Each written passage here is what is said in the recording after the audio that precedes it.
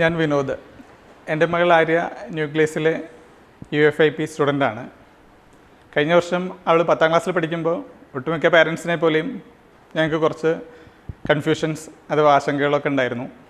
10ാം class കഴിഞ്ഞാൽ എന്താ ചെയ്യേണ്ടത് അങ്ങനെയുള്ള കാര്യങ്ങളിൽ. അപ്പോൾ ഏതൊരു പാരൻറ്റിനെ പോലെയും ഏതെങ്കിലും നല്ലൊരു ഹയർ സെക്കൻഡറി സ്കൂളിൽ ചേർക്കുക, നല്ലൊരു എൻട്രൻസ് സ്ഥാപനം കണ്ടുപിടിച്ച് അവിടെ എൻട്രൻസ് കോച്ചിങ്ങിനും കൂടെ പറഞ്ഞയക്കുക എന്നുള്ളതായിരുന്നു ഞങ്ങളുടെ മുമ്പിലുള്ള വഴി.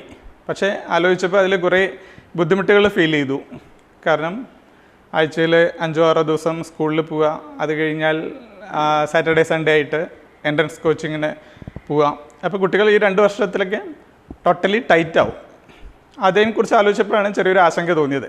ആ സമയത്താണ് ന്യൂക്ലിയസിൻ്റെ ഡയറക്ടർ ഷാജി സാറിനെ ഞങ്ങൾ ബന്ധപ്പെടുന്നത്.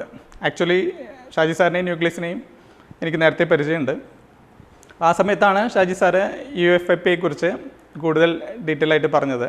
കാരണം ഈ പ്രോഗ്രാം പ്രകാരം കുട്ടികൾക്ക് സ്കൂളിലും എൻട്രൻസ് കോച്ചിങ്ങിനുമായിട്ട് 2 വ്യത്യസ്ത സ്ഥലങ്ങളിൽ പോകേണ്ടി വരുന്നില്ല. രണ്ടും കൂടെ ഒരു സ്ഥലത്ത് തന്നെ നടക്കും.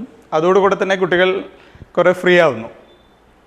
കൂടാതെ സ്കൂളുകളിലാണെങ്കിൽ അതാത് വർഷത്തെ സിലബസ് ഒരു ജൂൺ മുതൽ ഫെബ്രുവരി വരെയുള്ള ഒരു കാലം കൊണ്ടാണ് തീർക്കുന്നത്. ഇവിടെ ആകുമ്പോൾ ഒരു 5-6 മാസം കൊണ്ട് ഈ സിലബസ് അഥവാ പോർഷൻസ് തീർത്ത് ബാക്കിയുള്ള സമയം റിവിഷനും എൻട്രൻസ് കോച്ചിങ്ങിനും കൂടുതൽ അവർക്ക് ഉപയോഗിക്കാൻ പറ്റും.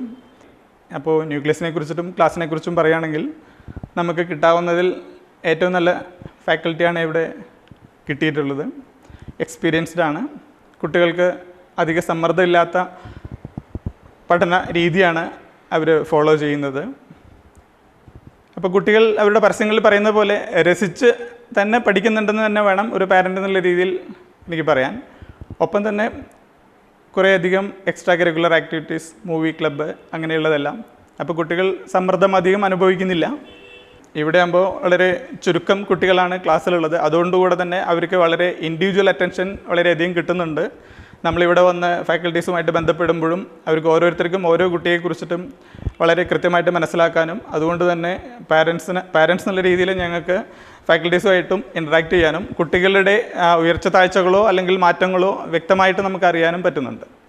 10ാം ക്ലാസ് വരെ എൻ്റെ മോളെ കൂടുതൽ അടുത്ത് നിന്ന് നിരീക്ഷിച്ചപ്പോൾ തോന്നിയിട്ടുള്ളത് എല്ലാവരും പറയുന്നത് പോലെ തന്നെ കുട്ടികൾ ഒരു സബ്ജക്റ്റിനെ ഇഷ്ടപ്പെടുന്നത് പലപ്പോഴും അതിൻ്റെ കൺസേൺഡ് ടീച്ചേഴ്സുമായിട്ടുള്ള ഇഷ്ടങ്ങളും അനിഷ്ടങ്ങളുമാണ് അവർ സബ്ജക്റ്റിലും അവരുടെ ഇഷ്ടങ്ങളിൽ പ്രതിഫലിക്കുക.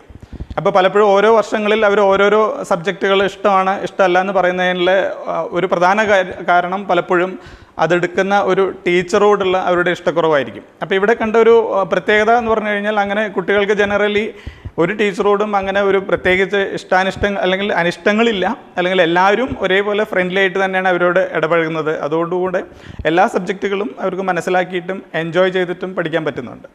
ആര്യയെ സംബന്ധിച്ചിടത്തോളം പറയുകയാണെങ്കിൽ ആര്യ അക്കാഡമിക് കാര്യങ്ങളുടെ കൂടെ 2-3 ചെറിയ കാര്യങ്ങൾ സൈഡായിട്ട് ചെയ്യുന്നൊരു കുട്ടിയാണ്.